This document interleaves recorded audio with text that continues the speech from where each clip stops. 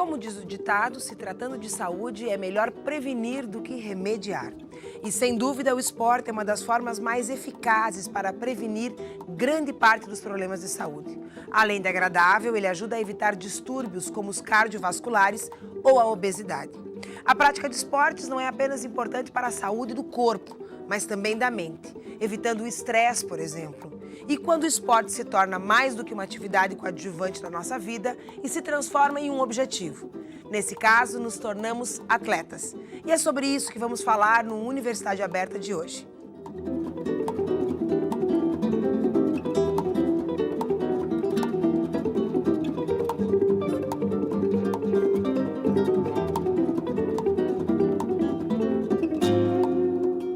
Abordar o esporte como atividade física ideal para a saúde do corpo e da mente. Esse é um dos objetivos do nosso tema de hoje. O projeto de extensão Atletas em Evidência trabalha principalmente com o atletismo. Ele contribui para uma melhora intelectual e social dos atletas. A UPF incentiva o esporte. Um exemplo disso é a Karen, que em 2 anos já conquistou mais de 20 pódios. Da comunidade de São Roque para as pistas de corrida. A Karen Bruneto veio de longe e a determinação fez ela chegar ainda mais longe. Caminhava 3 quilômetros para pegar um ônibus até o centro, outro ônibus para a universidade. Acabava sendo 4 ônibus por dia. Muita gente acaba pedindo para mim o porquê, se não é difícil. Nunca pensei em desistir. Acordo todos os dias entre 5h30 e 6 horas da manhã. Não vejo muito problema nisso. Em questão de estudo, sou apaixonada por estudar. Se hoje eu tivesse uma proposta para fazer um intercâmbio, alguma coisa relacionada à área, eu iria. Não tenho muito problema com isso, porque eu sou realmente apaixonada. Mas o atletismo não foi o primeiro esporte a conquistar o coração da nossa atleta. Foi o futebol. Na escola eu jogava futebol com os meninos. Tinha as interséries e eu era a única menina que jogava com os meninos. Muita gente achava problema isso, eu acho que isso nunca teve problema para mim. Eles sempre me respeitaram, eu sempre respeitei eles. E assim, eu fazia minhas corridas por causa do futebol desde os meus 14 anos, assim, mas corria, não tinha tênis adequado, não tinha calção adequado para correr. Só corria mesmo para ter uma prática e por causa do futebol. E a paixão pelo esporte sempre foi crescendo, assim. Hoje eu vejo que Passo Fundo vem crescendo com o esporte. E vejo também a Universidade de Passo Fundo uma das maiores apoiadoras no esporte. A gente vê que tem muitos atletas que são apoiados pela universidade e isso acaba se tornando algo muito engrandecedor para nós atletas. Mas o destino não queria ver a Karen conquistando títulos no futebol. Era para ela brilhar mesmo no atletismo. Foi uma amiga que me levou pro atletismo, que eu jogava futebol junto. Ela disse, vamos correr. E eu disse, vamos, naquela parceria mesmo. Aí eu conheci o pessoal da assessoria, da Menegatti Costa, que ali começou o incentivo. Daí eu vi que realmente tinha um futuro no atletismo. A Karen é nova ainda, mas não pense que a pouca idade atrapalha. Em cerca de 2 anos, ela conquistou mais títulos do que fez aniversário. São 20 anos de idade e mais de 22 pódios. Nunca tinha feito minhas contas, como às vezes no decorrer do dia tu acaba não olhando cada um dos troféus e contando quantos tem, né? E até há pouco tempo atrás eu contei, são mais de 22 pódios. E a satisfação é muito grande, não somente por mim, mas pelo grupo que eu tenho. O pessoal que está ali no grupo, todo mundo acaba se motivando por essa questão. Com esse pique e essa determinação, o futuro da nossa atleta não anda, corre em um ritmo constante e crescente. Além da Karen, vários atletas de diversas modalidades são apoiados pela nossa universidade. E agora, para conversar com a gente sobre o projeto Atletas em Evidência, está comigo aqui no estúdio o coordenador do projeto, professor da Faculdade de Educação Física, José Frandoloso. Tudo bom, professor? Tudo bem a todos. Professor, conta um pouquinho como é que nasceu esse projeto e desde quando ele existe. O projeto ele nasceu na década de 90, que existia na época e existe até hoje, né, duas disciplinas essenciais que a gente percebia a necessidade de levar o aluno realmente na prática, porque o aprendizado era procedimental, o procedimental é que ele tem que fazer. Né? Então, só a gente passando teoria, eles não tinham uma clareza de como era organizar eventos e executar os eventos. E aí surgiu esse projeto que no começo até teve o nome de Atleta 2000, porque era precedente a 2000. Né? Depois se tornou Atleta do Novo Milênio, quer dizer, passamos os 2000, e agora hoje Atletas em Evidência, para evidenciar a Karen, tipo assim, então ele promove eventos esportivos, que é nesse momento que o atleta é evidenciado em função do seu treinamento, né, do seu empenho, das suas habilidades. Então, o trabalho desses alunos dessa disciplina, que tem uma parceria com esse projeto, consiste exatamente em fazer o quê? Em promover os eventos e localizar os atletas. Nós temos várias ações. Né? O principal eixo é promover eventos, mas a gente pode auxiliar também órgãos que promovam eventos. Como no caso, nós ajudamos todos os anos a Intramed, que é um evento de jogos da medicina, que é uma seletiva para a Intermed, que é nacional, né? Então os alunos acadêmicos da medicina nos procuram para realizar pelo menos a parte do atletismo, que ela é mais complexa, né, do que os outros esportes.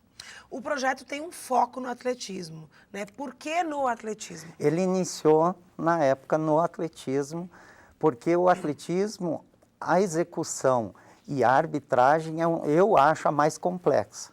Depois, em segundo lugar, vem a ginástica olímpica. Então, para organizar um evento desses e também executar, que é a parte mais da arbitragem. Em termos de regras? Regras, são 49 modalidades, né, dentro desse esporte, e cada modalidade tem suas regras específicas.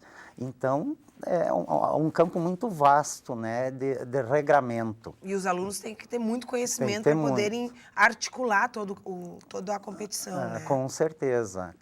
Cada modalidade requer uma estrutura e um procedimento diferente.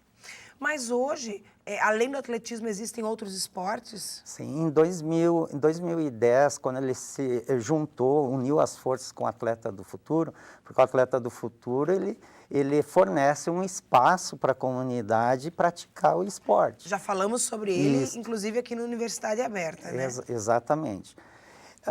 Eu percebi nesse projeto que a maior dificuldade ainda para os atletas era ter competições em todas as áreas que ele atendia. Então, o projeto começou a atender. O projeto tinha muita dificuldade com natação, aí nós começamos a criar um evento, criamos um evento daí de natação, todos os anos, já fazem 3 anos que ele vem sendo realizado. Os exames de faixa do judô, também essa parte de organização. Basquete, agora está saindo regularmente todos os anos o torneio de 3x3 no basquete, que a gente chama de trincas. Né? Então, isso já estão praticamente regulamentadas. E em né? todas as categorias, adulto, Sim. infantil? Dentro da pesquisa que a gente faz de abrangência. Né? Então, por exemplo, o basquete é livre, a gente faz livre e sub-18. Né? Atletismo a gente consegue fazer mais no âmbito escolar. Professor, eu fui atleta na escola, né? Era fundista e joguei basquete, joguei vôlei, enfim. E eu me lembro da minha época de escola que existiam inúmeras competições. Entre as escolas, existiam as competições municipais, existiam os JIRGs, né? Que eram os jogos estaduais. Eu me lembro que ao longo do ano nós participávamos de muitas competições.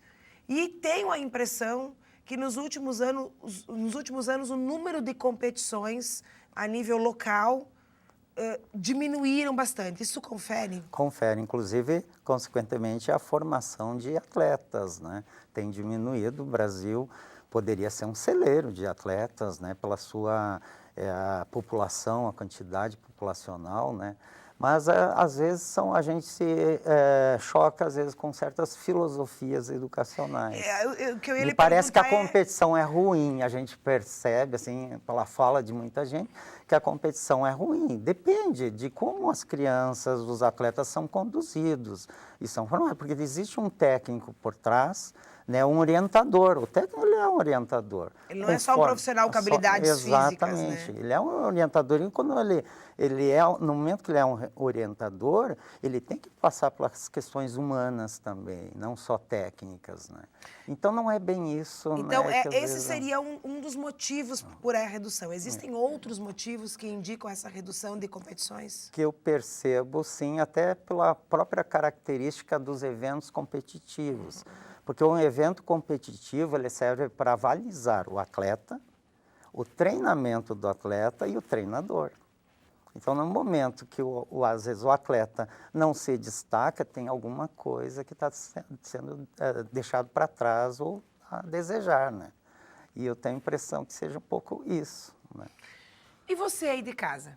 Participa de alguma modalidade esportiva ou participou? Lembra do tempo em que você participava de competições? Bom, nós voltamos a falar sobre isso no próximo bloco. Voltamos já já. O projeto Atleta em Evidência, ele ajuda bastante nós acadêmicos a como nós vamos nos portar fora do ambiente acadêmico, digamos, quando nós formos para o mercado de trabalho. Ele nos dá muita experiência na organização esportiva e como a gente vai organizar um evento, um campeonato, de todos os materiais que precisa, de como nós vamos arbitrar esses eventos. A gente tem que estar por dentro das regras, então, dentre vários esportes, a gente estuda todos eles, a gente não se especializa, digamos, em um só. Então, nesse quesito, o Atleta em Evidência nos ajuda bastante.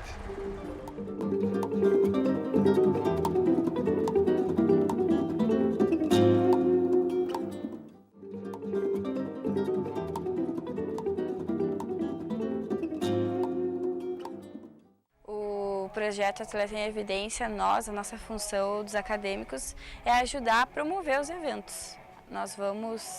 A gente ajuda a organizar, a fazer as inscrições. No caso meu, que eu sou professora de taekwondo no Atleta do Futuro, eu faço toda a organização da parte dos exames de faixa, da troca de faixa. Então eu vejo quais alunos que estão aptos, quem que vai participar, como que vão ser feitas as inscrições e programo o dia. A gente tem que conciliar o dia da faculdade e aí a gente vem aqui e faz a exposição porque a troca de faixa também é uma exposição para a sociedade, para os pais acompanharem o que está acontecendo. E é isso que o Atleta em Evidência quer, que é mostrar e expor o que o pessoal do Atleta do Futuro, que está treinando, que está se dedicando ali, mostrar para a sociedade o que eles estão fazendo.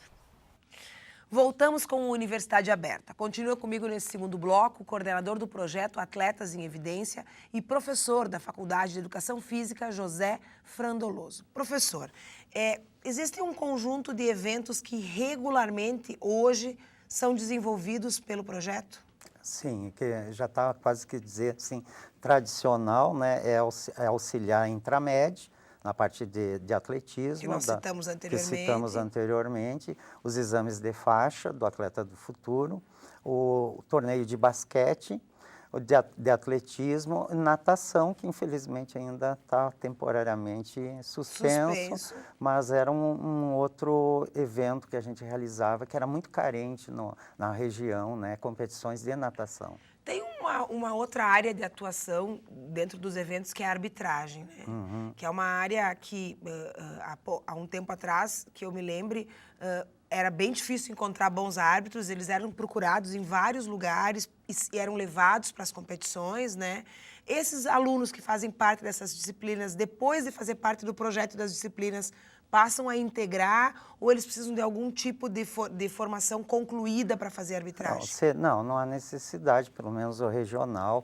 Existe essa necessidade mais a nível de federação, que eles precisam daí fazer o curso e ganhar o brevet. Mas o que conta muito é a experiência. E a experiência é só participando nesses eventos esportivos, né, desse projeto, que eles são mais simples, não é uma coisa assim exigida como internacionalmente, né? Talvez um dia a gente até chegue lá, trazer uma competição internacional. mas por enquanto... Mas assim, a caminhada já caminhada começa é pelo isso. projeto, né? Porque é um desafio, né, para eles a arbitragem, porque na faculdade as disciplinas têm muitos conteúdos para passar, então eles não conseguem, né, passar como deveria ser passado. Uma arbitragem que tem que adquirir muita experiência, né, reflexos, né, de julgamento, de momento, de instante. Então, isso é com experiência mesmo.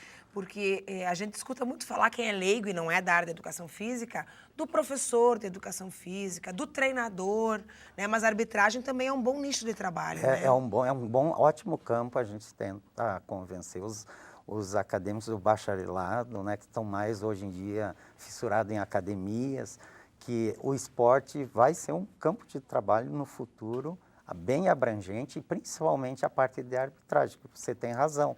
Não só naquela época era difícil, como hoje, me parece mais ainda, conseguir arbitragem. Né, e isso tem levado o projeto para além de Passo Fundo, né? Vocês já auxiliaram competições em outras cidades. Já nós auxiliamos em Água Santa, que teve a primeira Olimpíada de Água Santa, né? Eu e os acadêmicos fomos ajudar na organização lá da Olimpíada da lá. Olimpíada de lá. Existe um outro movimento também que parece que ele oscila, às vezes ele acontece com muita frequência e depois ele reduz no momento. Não sei como é que é a situação das nossas escolas aqui, mas muitos atletas acabavam ganhando bolsa para estudar em escolas particulares, por exemplo, em função da alta qualidade do seu rendimento. Não sei como é que esse cenário se estabelece aqui ainda. Isso acontece? Ainda acontece. A gente tem o exemplo da equipe do professor Gilberto, né, Belaver, que ele tem... Dentro da universidade? Da universidade e também no Notre Dame, conseguem bolsa nas categorias mais de base, né? Então, algumas escolas particulares ainda, né? Mas a gente não ouve tanto falar como na época. Que era década de 90, né? Exato, isso era muito comum. Muito comum, de 70, 90. E a própria universidade, de alguns anos para cá, vem investindo muito em atletas, né? Isso, vem oferecendo bolsa. Inclusive, o próprio Atleta do Futuro, né? Nós temos acadêmicos com bolsa, né? Os que tanto como atuam e como atleta também, né? Porque o projeto Atleta do Futuro, ele abriu um leque maior. Agora não é só mais criança. Para ser um atleta do futuro, tem que existir uma continuidade. Então, como eu digo, de 8 a 80 anos, né? Tem gente participando no projeto.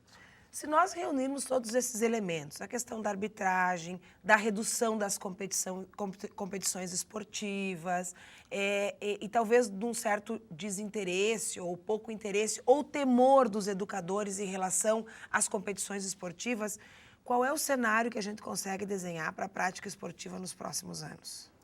Eu vejo assim, o esporte, ele é induzido muito pela parte competitiva, que é um momento onde o atleta gosta de mostrar o que ele conquistou. O seu potencial. O seu potencial, exatamente. E esse potencial é levado à comunidade através da mídia. E a comunidade vendo incentiva, dava um retorno. Eu sempre percebi isso na vida como atleta e como treinador, que quando saía uma figura olímpica brasileira, não sei, o esporte, no caso eu treinava ginástica olímpica, na ginástica olímpica, saía lá no sábado, domingo na competição, que ia para o pódio, na segunda-feira tinha um monte de pais fazendo fila para inscrever. A gente até dizia, brincava, segunda-feira vai ter um monte de pais, vamos fazer fila para inscrever seus filhos. O judô também faz parte desse fenômeno, Judô também, né? faz. E é no esporte em geral, né? Esporte, futebol, judô, os esportes que mais se pratica, que passou natação, né? O vôlei, né? Graças aos talentos. Agora, nós temos os esportes que são mais comuns, né? O basquete, o vôlei, o futebol, né? O judô, o karatê, taekwondo.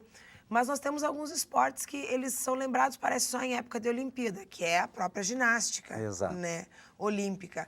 E existem as novas modalidades esportivas que agora passam a integrar e se tornaram esportes olímpicos, incluindo os esportes radicais, né, como o skate, por exemplo. A faculdade, ela vem pensando e ressignificando esses esportes dentro dos seus currículos junto aos seus alunos? Vem. Inclusive, a última reforma a gente colocou esportes de raquete, para entrar o tênis, né, entrar o ping-pong, por causa disso. E também tem os esportes da natureza, que é a escalada, essas coisas, entre os esportes radicais. Isso vai acabar sendo contemplado de alguma forma pelos currículos. Com certeza. E tudo isso tem o seu conjunto de eventos, de arbitragem, exatamente, que não são conhecidos da população. Para formar o ciclo tem que existir a competição. E a comunidade, que nem a Karen, né? Ela, como é que ela está sendo conhecida na sociedade, na comunidade? Através dos 22 pódios dela, senão ela não estaria em evidência, né? Em evidência. Essas competições das quais o projeto participa, tem colocado alguns outros atletas que o senhor recorda em evidência? No sentido de dar destaque para eles no cenário local, municipal, os próprios atletas do futuro? Do atleta do futuro, sim. Nós temos o Daniel, que está sendo patrocinado pela UPF no judô. Ele começou no Atleta do Futuro, quando ele chegou no âmbito nacional. Daí ele se enraizou mais na Academia Rodrigo Bilhar, porque a gente tem uma parceria, né, com a Academia Bilhar. A Manuela, Karatê, também. Que há anos é patrocinada pela universidade, exato. né? Ela foi do projeto Atleta do Futuro, ela foi acadêmica, né, no Karatê. O deficiente visual, o Sidney, foi o nosso desafio no projeto, né? Ele começou ali, ele nos procurou. É, inclusive, presidente da Associação dos Cegos de Passo Fundo, né? Ele começou ali também. Quando ele saiu, ele tinha tirado 3º lugar. E, assim, a gente percebeu uma frustração. Eu disse, como a tua primeira competição nacional, tirou 3º lugar, tá ótimo, né? E daí vieram me dizer, não, ele está meio frustrado, né? Ele tirou participou das Paralimpíadas. Isso, né? A nível nacional. A nível nacional. Isso. E ficou em 3º lugar. Ficou em 3º lugar na sua primeira competição, né? Nossa. Isso também tem a ver muito com o trabalho do próprio Atleta do Futuro, né? Que faz a formação de base. Exato, e a gente está percebendo um ciclo. A maioria dos ex-atleta, o atleta do projeto, entra no curso de Educação Física e volta a trabalhar daí como instrutor ali no projeto. E esse ciclo está sendo muito positivo. Esse elemento também é bacana, porque a gente vê muito falar das categorias de base no futebol, por exemplo, e não vê falar dos outros esportes. Mas todo grande atleta, ele começou fazendo um trabalho contínuo e permanente dentro do seu esporte. É uma escadinha, né? O crescimento do atleta, a evolução dele é degrau por degrau. Por isso eu questiono muito a questão da competição. A competição só 3 sobem no pódio, melhor dizendo, na verdade, fica lá em cima. Não, a conquista ela é gradual, nível por nível. Quer dizer, o ser humano, ele cria seus próprios desafios, né? Então, não é ir numa Olimpíada, tirar um 1º lugar, subir um pódio, ganhar uma medalha. É participar numa Olimpíada. Muitos atletas anseiam só por isso. Indo numa Olimpíada já é uma grande medalha. Exato. Que integram ele tem esse que construir processo. todo um processo de vitórias e derrotas que ele vai passando, levantando e construindo. Isso vai fortalecendo ele não apenas como atleta, mas como caráter, como sujeito. Exato, né? como sujeito. Exato. E o desenvolvimento intelectual e psico, né, do indivíduo. O esporte promove muito isso, né? Porque principalmente os esportes coletivos têm muita estratégia. E estratégia é planejamento. E é ali naquele instante, dentro da quadra. Trabalho coletivo, de cooperação. Exato, de cooperação.